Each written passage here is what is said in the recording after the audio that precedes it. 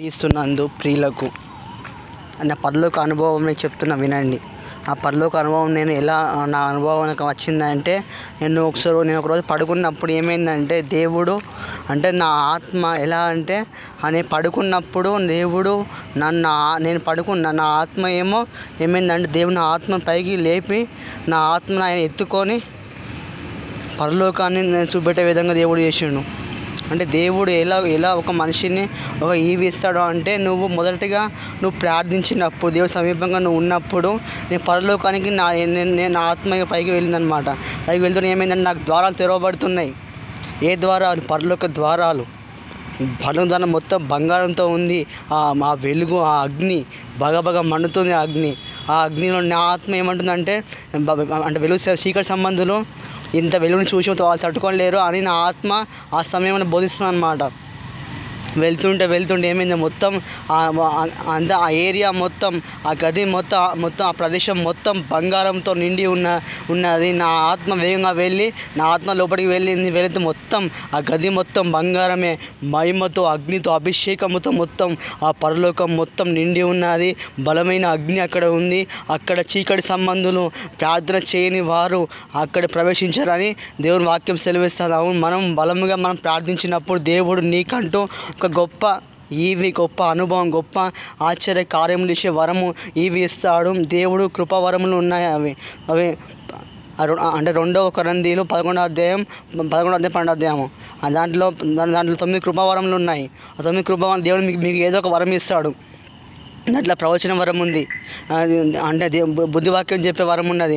ఆత్మల బుద్ధివాక్యం అనే వరం ఉన్నది. స్వస్థత కార్యం చేసే వరం ఉన్నది. అద్భుత మహత్కార్యం చేసే వరం ఉన్నాయి.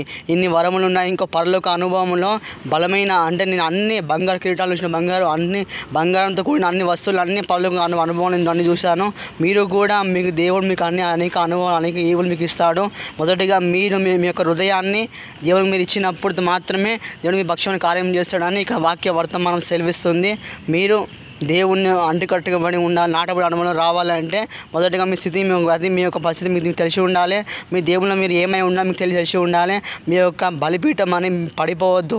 ప్రార్థనతో బలిపీఠం కట్టుకోవాలి.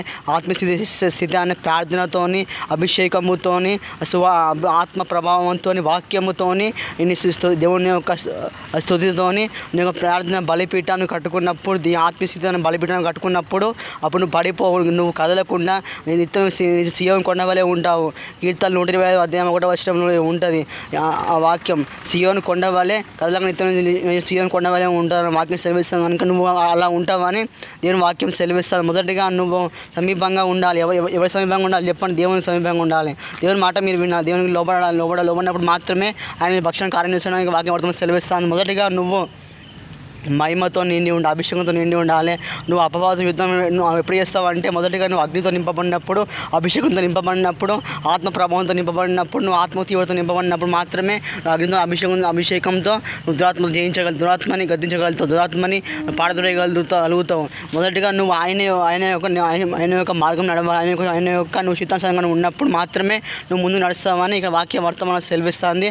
మొదటిగా నువ్వు దేవుని వైపు నువ్వు చూసినప్పుడు ఆ పరలోక అనుభవాన్ని మరలా ఇంకోసారి పరలోకం వెళ్ళినప్పుడు ఏమైందంటే మొత్తం ద్వారాలు తెరవబడుతున్నాయి అన్నమాట. ద్వారాలు తెరవబడుతున్నాయి. అన్ని నేను వెళ్తున్న ద్వారాలు నాకేం భయం అవుతుంది. లోపల ఏముంటుందని భయం అవుతుంది నాకు. అంటే నేను మళ్ళీ వచ్చి నా ఆత్మ నా శరీరంలో రావాలని అన్నప్పుడు మళ్ళీ రాలేదు. కానీ నేను పరలోకం పోతాను ఏమైందంటే అక్కడ ఒక టేబుల్ లాగా ఉంది. ఆ టేబుల్ దగ్గర వెళితే అక్కడ ఏముందంటే టేబుల్ మొత్తం బంగారం, మొత్తం వజ్రాలు ఉన్నాయి. వజ్రాలు, బంగారం అన్ని నేను చూసిన. దేవుడు అది నా మొదటి అనుభవం. ఇంతకుముందు చెప్పింది నేను 2వ అనుభవం.